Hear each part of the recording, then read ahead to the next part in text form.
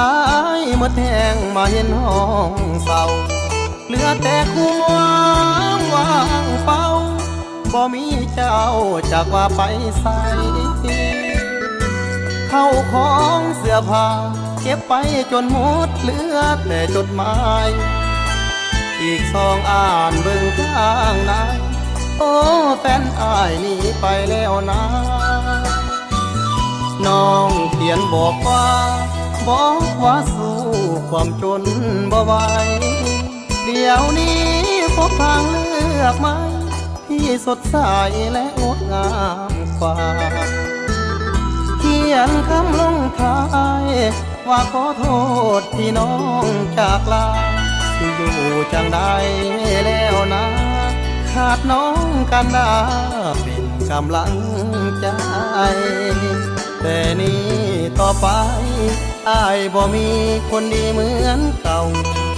เลิกงานมาคงเหงาเห็นห้องเศร้าโดดเดียวได้แต่ก่อนเคยมีน้องเตรียมน้ำพาเขาคอยสาย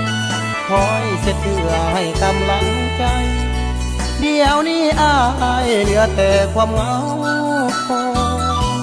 สงสารห้องเศร้าบ่มีเจ้าห้องเศร้ามุนมองกลับมาสาเนื้อทองอายยังคองทุกแรงทุกเศร้า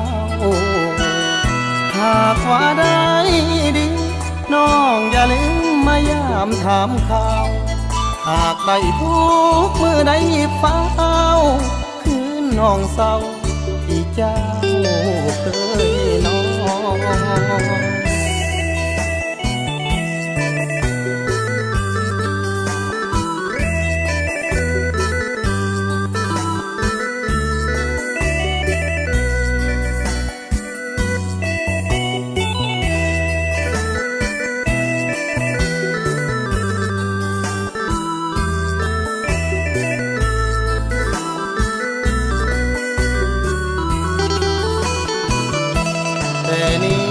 ต่อไป